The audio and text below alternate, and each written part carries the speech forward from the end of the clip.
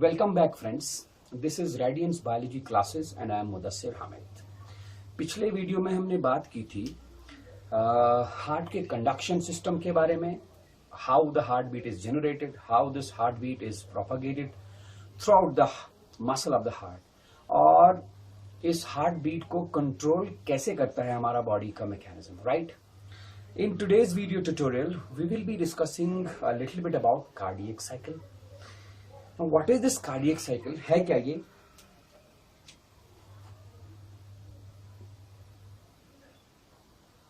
All those events, जितने भी events होते हैं, कहाँ? Occurring in the heart. Events occurring in the heart.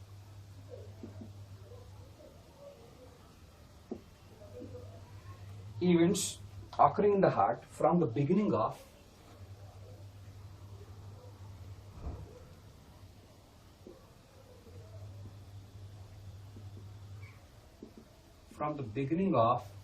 one heartbeat to the beginning of the next.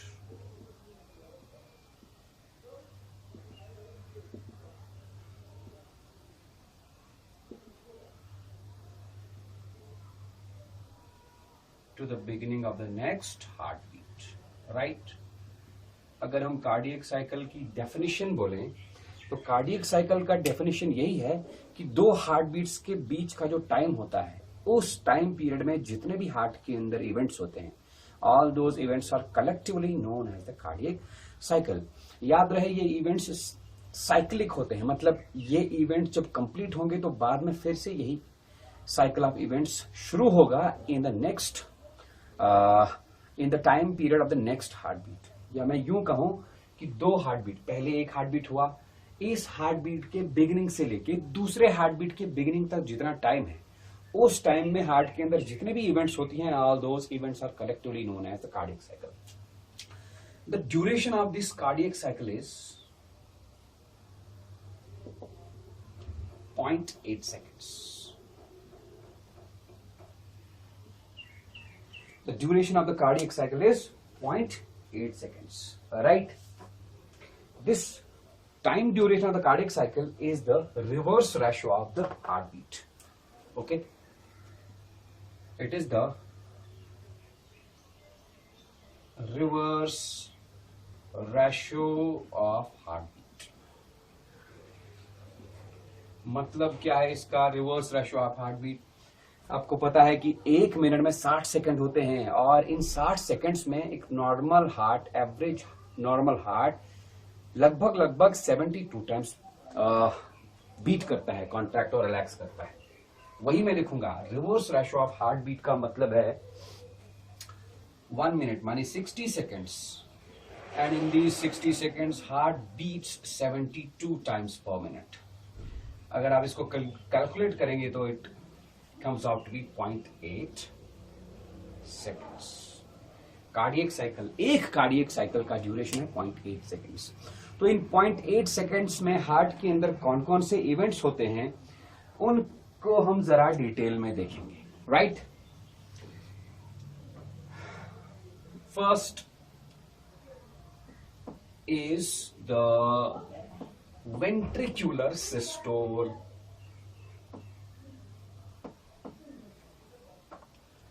Let me write here, ventricular systole.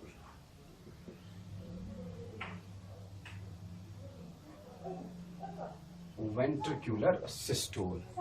Okay?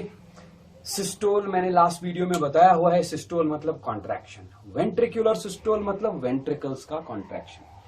पहला event मैंने यहां पर mention किया है कार्डियक साइकिल में, वेंट्रिकुलर सिस्टोल मतलब वेंट्रिकल्स का contract होना, right? This ventricular systole is of the duration of 0.3 seconds.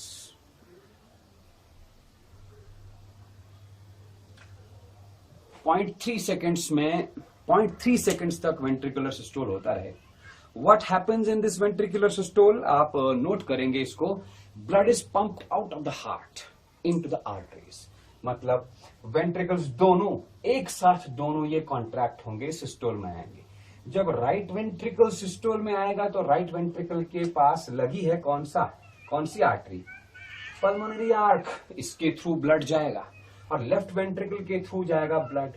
बस फर्क इतना है कि लेफ्ट वेंट्रिकल से ब्लड पंप होगा इनटू द सिस्टमिक आर्क, कौन सा ब्लड? Oxygenated blood. और राइट वेंट्रिकल से ब्लड पंप होगा इनटू द पल्मोनरी आर्क, कौन सा ब्लड? Deoxygenated blood. तो वेंट्रिकुलर सिस्टोल में यही होता है। क्या होता है इसमें? Blood is pumped out of the heart. मैं लिखूं blood is pumped out of the heart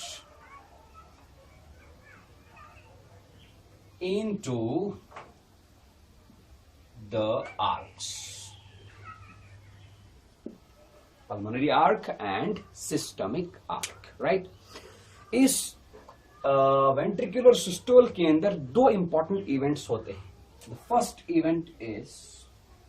first event is isometric contraction. Isometric contraction ventricular systole के अंदर मैंने कहा दो इवेंट्स होते हैं। The first one is isometric contraction. What is isometric contraction? Ventricles के walls एक साथ contract होने लगते हैं, right? The walls of the ventricles start contracting.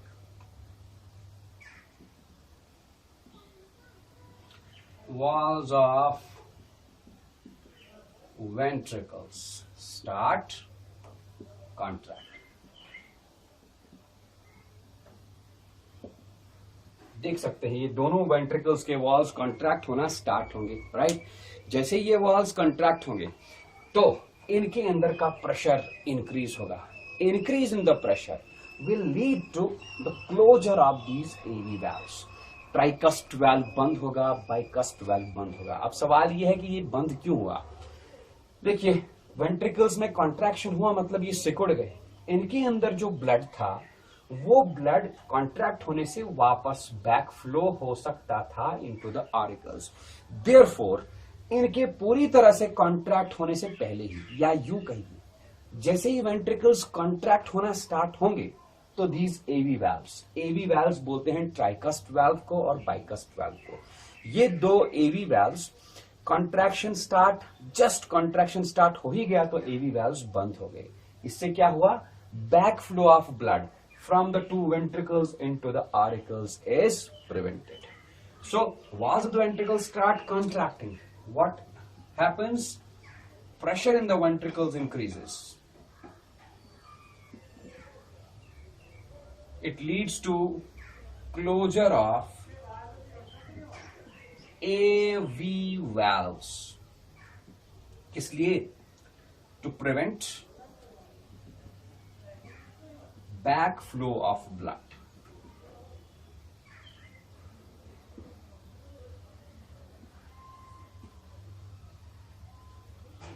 तो वेंट्रिकुलर सिस्टोल का पहला इवेंट क्या? Isometric contraction. आइसोमेट्रिक कॉन्ट्रैक्शन में हुआ क्या? वेंट्रिकल्स के वॉल्स कॉन्ट्रैक्ट होना स्टार्ट होंगे। जैसे ही वो कॉन्ट्रैक्ट होना स्टार्ट होंगे तुरंत, मतलब प्रेशर, जैसे ही pressure starts to increase inside the ventricles, AV valves बंद होंगे। एवी वाल्व्स बंद किस लिए होंगे? क्योंकि कॉन्ट्रैक्ट होने से, वेंट्रिकल्स के कॉन्ट्रैक्ट होने से ब्लड वापस ऊपर फ्लो हो सकता था, राइट? ये ब्लड वापस फ्लो ना हो इसलिए एवी वाल्व्स बंद होते हैं। एवी वाल्व्स के बंद होने से एक आवाज आती है, इसको हम फर्स्ट हार्ट साउंड बोलते हैं। This first heart sound is known as LUBB.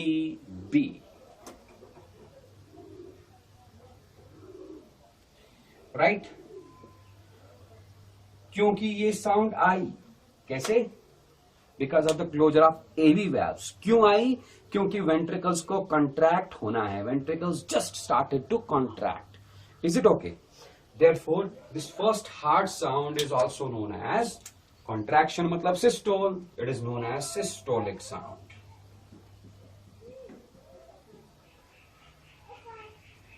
Right? The first heart sound is the systolic sound, and this systolic sound occurs because of the closure of AV valves.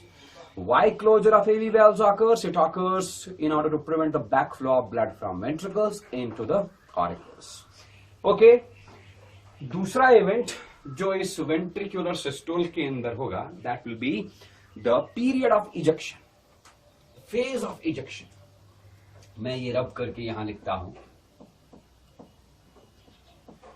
Period of ejection.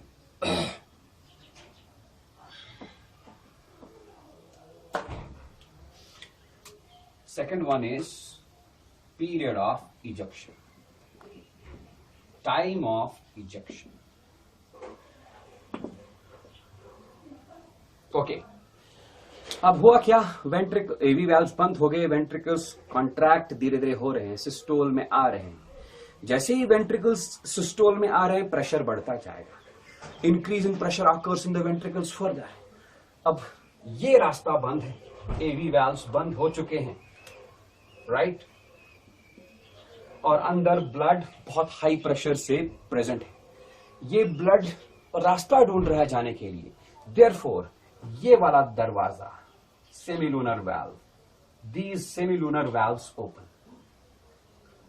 and blood is pumped through these semilunar valves into the pulmonary arc and systemic arc. Blood चला गया इनके, right? This period is known as period of ejection. तो मैं यहां क्या लिखूंगा period of ejection में? Further increase in pressure.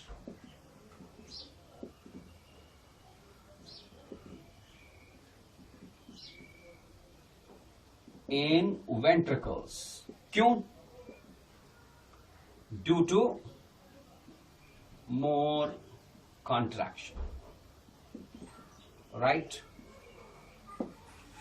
It results in opening of semilunar valves, and opening of semilunar valves results in pumping of blood through the arcs. So blood is pushed into the arcs, pulmonary arc और systemic arc के अंदर blood push हो गया। Is it okay? Rapidly, बहुत जल्दी जल्दी push होगा, इसीलिए लिखा है rapid. It's a rapid period of ejection. Okay? इसके बाद आएगा वेंट्रिकुलर सिस्टोल के बाद एक और फेज आएगा, एक और इवेंट आएगा हार्ट में, कार्डियक साइकिल के अंदर जो होगा, that event is known as period of ejection के बाद एक और इवेंट आएगा वेंट्रिकुलर सिस्टोल में, that event is known as isometric relaxation. पहला मैंने कहा आइसोमेट्रिक कॉन्ट्रैक्शन, आइसोमेट्रिक कॉन्ट्रैक्शन की वजह से एवी वैल्व्स क्लोज हो गए तो पहली हार्ट साउंड आ गई। दूसरा मैंने कहा period of ejection, period of ejection की वजह से सेमिलुनर वैल्व्स ओपन हो गए, तब जाके ब्लड इजेक्ट हुआ इनटू द आर्क्स। तीसरा वाला आप लिखेंगे आइसोमेट्रिक रिलैक्सेशन। अब वेंट्रिकल्स रिलैक्स होंगे, मतलब डायस्टोल में आएंगे। Isometric relaxation. What happens in this isometric relaxation? क्योंकि blood eject हुआ, right? Pressure in the ventricles starts to decrease. मैं लिखूंगा ejection of blood, blood चला गया into the arcs. धीरे धीरे क्या हुआ? Pressure in the ventricles start to decrease.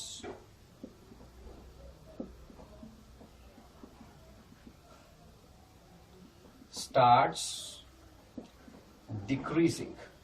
Okay, ventricular pressure starts decreasing. अब ब्लड यहां से वेंट्रिकल से आर्क्स में जाना बंद होगा, right? Stoppage of movement of blood into the arcs,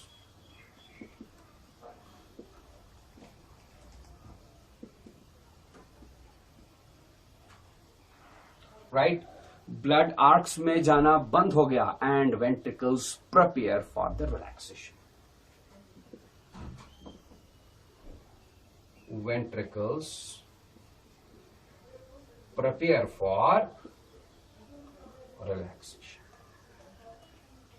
okay, ये 3 इवेंट्स वेंट्रिकुलर सिस्टोल में होंगे. क्या क्या event? Isometric contraction. Isometric contraction leads to the closure of AV valves, producing the first heart sound, systolic sound, that is LUB. LUBB. LUB बोलो या LUB बोलो, एक ही बात है. Second is period of ejection. During this period of ejection, the blood escapes from the ventricles into the arcs. And third is isometric relaxation. जब ventricles से arcs में blood जाएगा तो धीरे धीरे ventricles का pressure decrease होने लगेगा.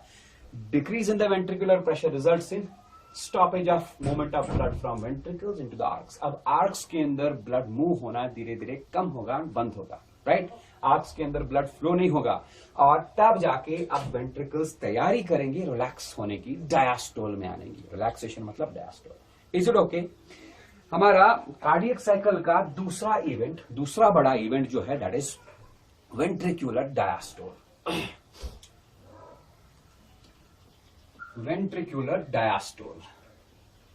This ventricular diastole is of the duration of, ventricular diastole is of the duration of 0.5 seconds.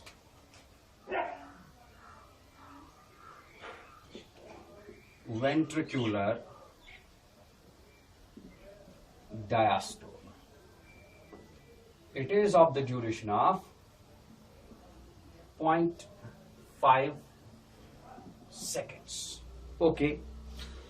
Ventricular diastole में क्या होगा? Ventricles start relaxing, right?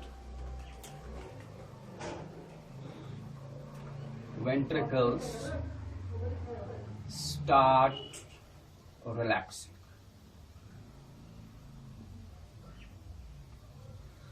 Relaxation इनका स्टार्ट हुआ था, तैयारी इन्होंने रिलैक्सेशन की थी in isometric relaxation phase of ventricular systole. अब ये रिलैक्स होना स्टार्ट होंगे, they start relaxing due to the relaxing of the ventricles. अब ये रिलैक्स होंगे तो इनके अंदर प्रेशर क्या होगा? इंक्रीज की डिक्रीज? प्रेशर डिक्रीज होगा. प्रेशर इतना डिक्रीज होगा, कितना डिक्रीज होगा? आर्क्स से डिक्रीज होगा प्रेशर, राइट? मतलब इस वक्त आर्क्स के अंदर प्रेशर ज्यादा होगा, वेंट्रिकल्स के अंदर प्रेशर कम होगा, इसलिए आर्क्स से ब्लड वापस बैक फ्लो हो सकता था, राइट? मैं ये लिखूंगा, ventricles start relaxing due to the relaxation of the ventricles. What happens? It results in decrease in pressure in the ventricles. Ventricles के अंदर प्रेशर कम होगा. किससे कम होगा? जो आर्क्स के अंदर ब्लड का प्रेशर है उससे कम होगा. Decrease in pressure in the ventricles as compared to pressure in arcs.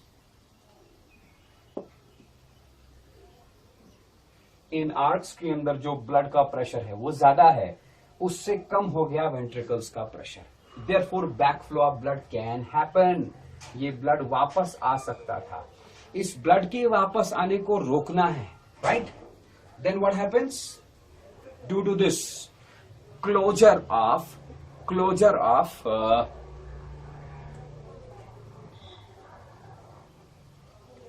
semilunar valves. Closure of semilunar valves occur, right?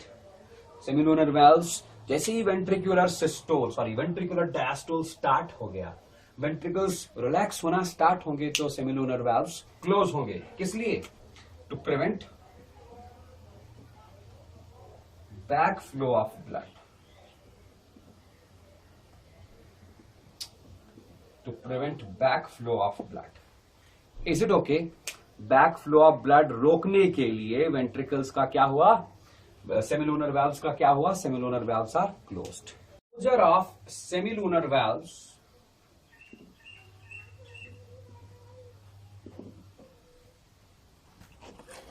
creates the second heart sound.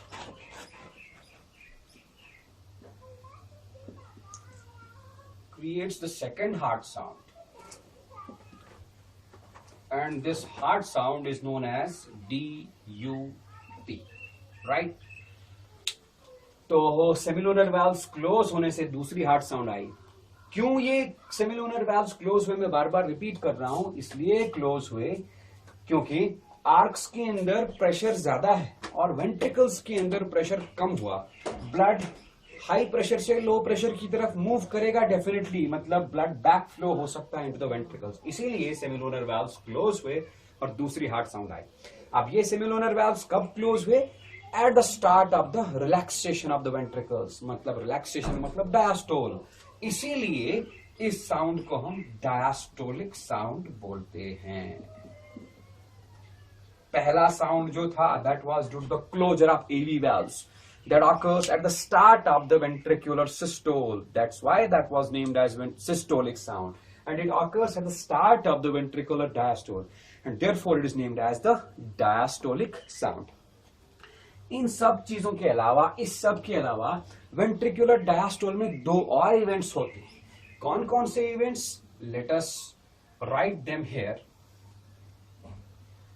The first one is rapid inflow. Rapid inflow, अब ventricles अच्छे से relax हो गए, backflow of blood आया भी नहीं, due to the good relaxation of the ventricles, due to the diastole of the ventricles. Ventricles के अंदर प्रेशर डिक्रीज हो गया। प्रेशर डिक्रीज होने से ये एवी वाल्व्स ओपन होते हैं। कितना प्रेशर डिक्रीज हुआ?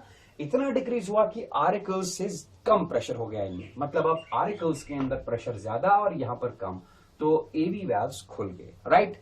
तो I will write here rapid flow के अंदर due to decrease in ventricular pressure, due to decrease in ventricular pressure, what happens? AV valves open, AV valves open हो गए और जाहिर सी बात है यहां पर वेना केवा से ब्लड आया होगा, यहां पर पल्मोनरी वेन से ब्लड आया होगा पहले ही ऑरिकल्स में, तो वो ब्लड डायरेक्टली फ्लो होगा through AV valves into the ventricles. This blood will flow rapidly. Okay. Therefore, blood flow occurs into the auricle, into the ventricles. कहां से? From auricles. Very rapidly. Why rapidly? क्योंकि इस वक्त ventricles का pressure बहुत ही कम है as compare to the pressure in the auricles. Is it okay? Then दूसरा इवेंट इसके बाद, रैपिड इनफ्लो के बाद दूसरा इवेंट भी है, that event is known as diastasis.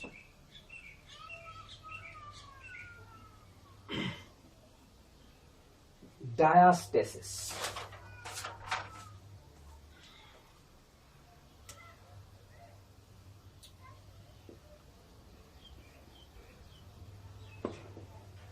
जी, क्या है ये diastasis? After rapid inflow blood आ गया वेंट्रिकल्स के अंदर बहुत तेजी से, आरिकल्स से ब्लड आया, आरिकल्स ने रिसीव किया blood from vena cava and pulmonary veins, veins से ब्लड आया आरिकल्स में, वही ब्लड एवी वाल्व्स के थ्रू वेंट्रिकल्स के अंदर हो आ गया। This is rapid inflow. After this rapid inflow what happens? Atria transfer the blood, मतलब रैपिड इनफ्लो के बाद जो ऑरिकल से ब्लड आया वेंट्रिकल्स के अंदर, they transfer the blood to the ventricles at the same rate at which they receive the blood from the veins. कहने का मतलब ये है कि रैपिड इनफ्लो के बाद यहां पर ब्लड आ चुका है, अब रैपिड इनफ्लो खत्म, अब क्या होगा? ऑरिकल्स यहां ब्लड ट्रांसपोर्ट करेंगे उसी रेट से, जिस रेट से ये ब्लड यहां से रिसीव करेंगे, जिस रेट से ये ब्लड यहां से रिसीव करेंगे, मतलब राइट ऑरिकल जिस रेट से सुपीरियर और इंफीरियर वेना केवा से ब्लड रिसीव करेगा, उसी रेट से ये ब्लड ट्रांसपोर्ट कर देगा into the right ventricle. Similarly left auricle जिस रेट से पल्मोनरी वेन्स से ब्लड रिसीव करेगा, उसी रेट से ब्लड मूव होगा into the left ventricle. Is it okay? मैं लिखूंगा तो आफ्टर रैपिड इनफ्लो, पहले आरिकल्स के अंदर बहुत रैपिडली ब्लड फ्लो हुआ, सॉरी वेंट्रिकल्स के अंदर बहुत रैपिडली ब्लड फ्लो हुआ फ्रॉम द आरिकल्स. अब after some time, after the completion of the rapid inflow, what happens? Ventricles receive blood from auricles at the same rate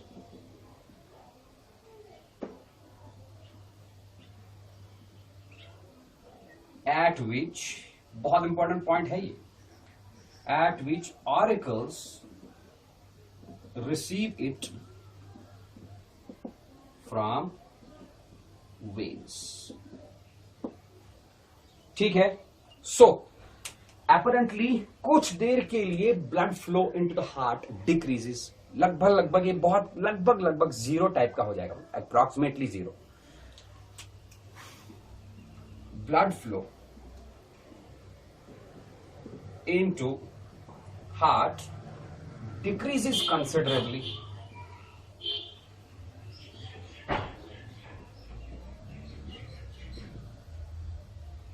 क्योंकि जिस rate से when से blood आ रहा है इनटू आरिकल्स, उसी rate से ये ब्लड फ्लो हो रहा है into the ventricles, right? This blood flow decreases considerably.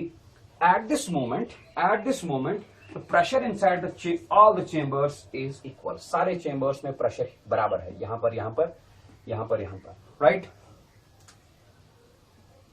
At this moment pressure in all the four chambers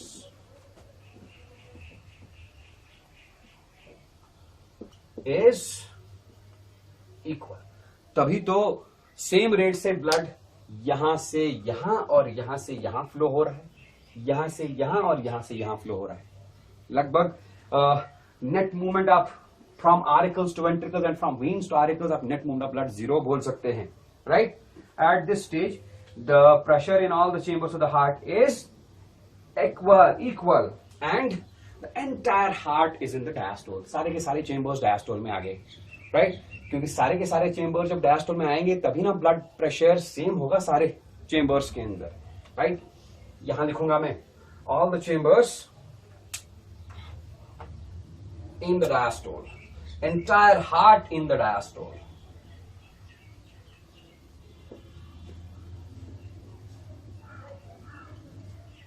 Is it okay? Entire heart is in diastole. This period, very brief period, बहुत कम period होता है, जिस period में same rate से blood flow होगा from auricles to ventricles as that from the veins into the auricles, net movement of the blood from auricles to ventricles is zero. ये बहुत ही ब्रीफ पीरियड होता है. This brief period is known as diastasis. और diastatic phase में पूरा का पूरा हार्ट diastole में होता है, and this period when whole heart is in diastole, this period is known as joint diastole.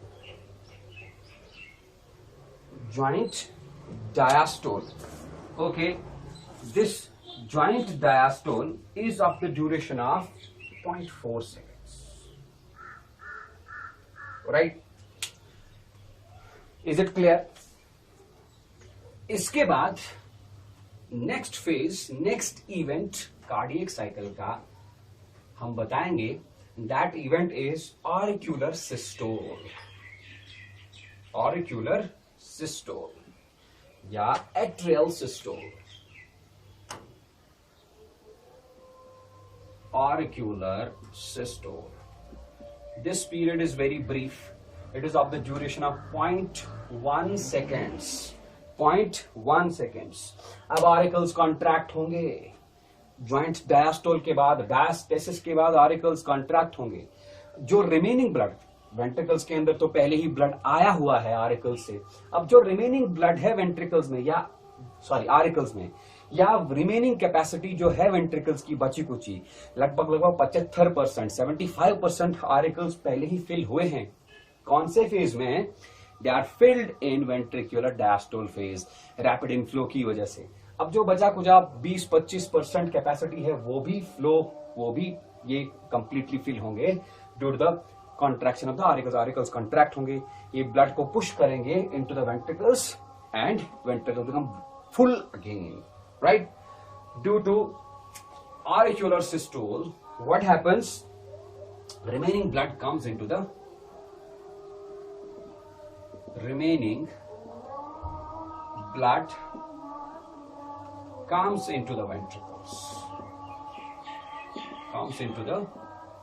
ventricles, right?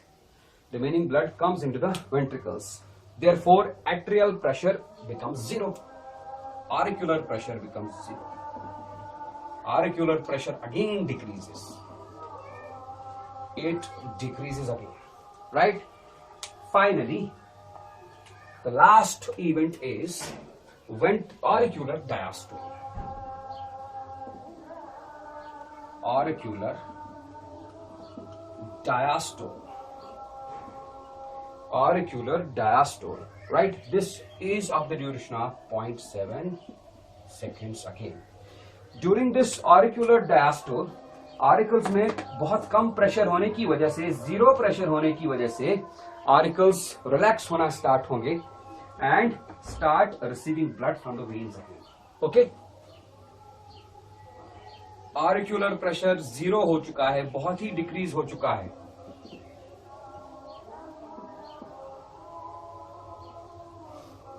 Therefore मतलब यह है कि ऑरिकल्स रिलैक्स हो चुके हैं। Therefore, auricles start receiving blood from the veins again,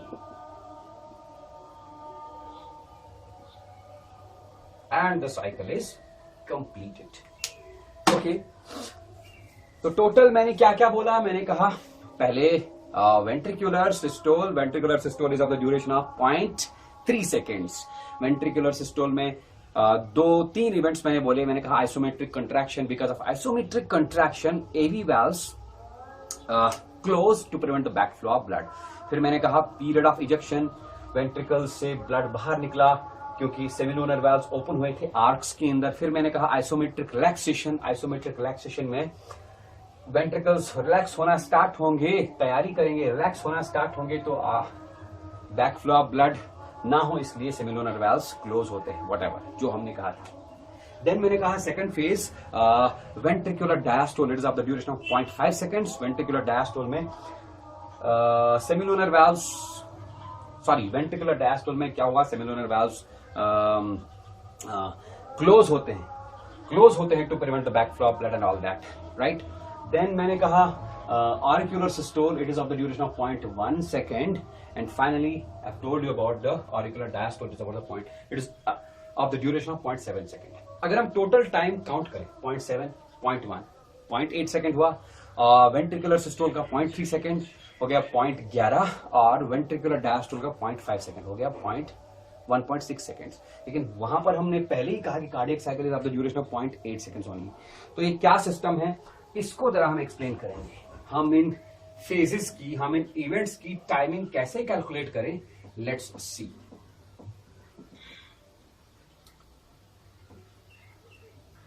सबसे पहले लेंगे हम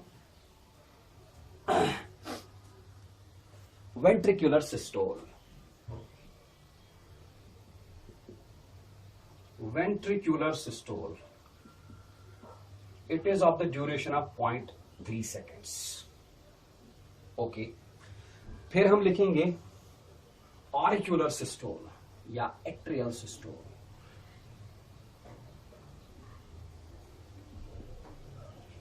It is of the duration of 0.1 seconds.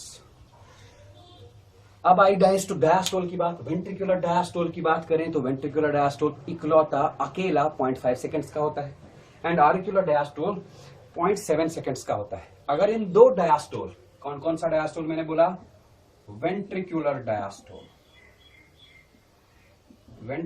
Diastole is 0.5 seconds and auricular diastole is 0.7 seconds, total इनका हुआ 1.2 सेकेंड्स, राइट। हम क्या करेंगे, हमने अभी अभी यहां पर एक फेज बोला, एक ब्रीफ इवेंट बोला, ज्वाइंट डायस्टोल। ज्वाइंट डायस्टोल का ड्यूरेशन क्या है, 0.4 सेकेंड्स। मतलब ये है कि पूरे हार्ट में एक ब्रीफ पीरियड ऐसा आता है जब सारे के सारे चेंबर्स, आरिकल्स एंड वेंट्रिकल्स एक साथ डायस्टोल में रहते हैं, राइट, जिसको हम ज्वाइंट डायस्टोल बोलेंगे। इसलिए हम इनका बारी बारी डायस्टोलिक टाइमिंग नहीं लेंगे, हम सिर्फ वही टाइम लेंगे जो टाइम में आरिकल्स और वेंट्रिकल्स डायस्टोल में रहेंगे, that is known as joint diastole. We will count here the timing of the joint diastole only. Joint diastole. Joint diastole में it is of the duration of 0.4 seconds. आप देखिए total timing आपको 0.8 seconds मिलेगा। This is the duration of the cardiac cycle. Cardiac cycle मतलब दो heart beats के बीच का जो टाइम है, उनके अंदर जो साइक्लिक इवेंट्स होते हैं, all those cyclic events are known as cardiac cycle. इसी कार्डियक साइकिल से रिलेटेड दो इंपॉर्टेंट पॉइंट्स और हैं, वो भी हम बताना चाहेंगे, बहुत ही इंपॉर्टेंट है। उससे नीट में आपके क्वेश्चन आ चुका है और आ भी सकता है। सबसे पहला पॉइंट आप याद रखेंगे, stroke volume. Stroke volume, what is a stroke volume? It is the blood pumped by each ventricle in one heartbeat. Blood pumped by each ventricle in one beat. एक बीट में हर एक वेंट्रिकल कितना blood pump out करेगा, that is known as what? Stroke volume, and its amount is approximately 70 ml. मतलब एक beat में, एक कार्डियक साइकिल में एक वेंट्रिकल से, चाहे लेफ्ट वेंट्रिकल हो या राइट वेंट्रिकल, लेफ्ट वेंट्रिकल से 70 ml oxygenated blood pump out होगा और राइट वेंट्रिकल से 70 ml deoxygenated blood pump out होगा इनटू द लंग्स। दूसरा क्वांटिटी आप याद रखेंगे, and diastolic volume.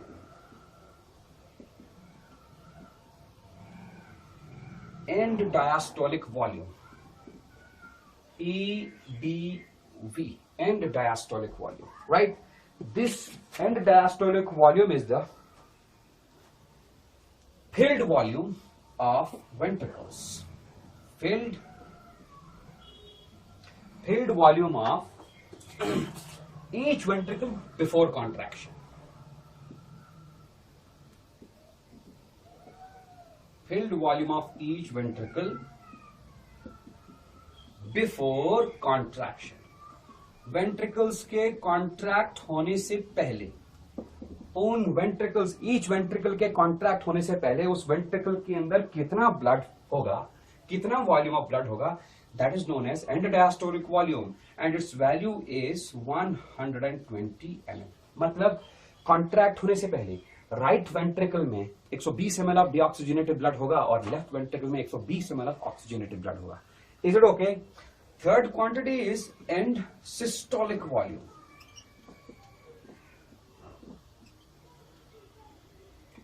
And systolic volume, and systolic volume, what is this? It is the volume of blood remaining in the each ventricle after contraction. Volume of blood remaining in each ventricle after contraction, right? And its value is 50 ml. Contraction के बाद हर ventricle में कुछ blood रह जाता है। Right ventricle में 50 ml रहते हैं डीऑक्सीजनेटेड ब्लड और लेफ्ट वेंट्रिकल में 50 ml रहते हैं ऑक्सीजनेटेड ब्लड। ये तीन क्वांटिटीज आपको याद रखने पड़ेंगे, because these have been asked in previous NEET exams, और आने वाले नीट एग्जाम्स में भी आ सकते हैं, right? Next very important point that has to be remembered, noted here is cardiac output. बहुत इंपॉर्टेंट पॉइंट है cardiac output. What is this cardiac output? Cardiac output is the stroke volume multiplied by heart rate. Stroke volume अभी हमने बताया कितना है. Stroke volume is the blood pumped by each ventricle in one beat, that is 70 ml. Heartbeat normal average इंसान में 72 times per minute होता है, that is 72. इसको अगर हम कैलकुलेट करेंगे, मल्टीप्लाई करेंगे तो it will be 5040 ml, that is approximately 5 litres. इसका मतलब ये है कि amount of blood pumped out by ventricles, each ventricle पर minute, amount of blood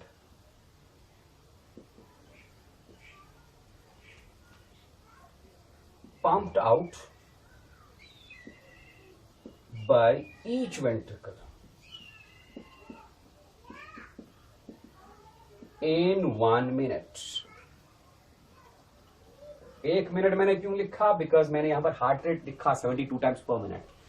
this is approximately 5 litres. माने लेफ्ट वेंट्रिकल से 1 मिनट में approximately 5 litre oxygenated blood flow होता है इनटू द बॉडी ऑर्गन्स.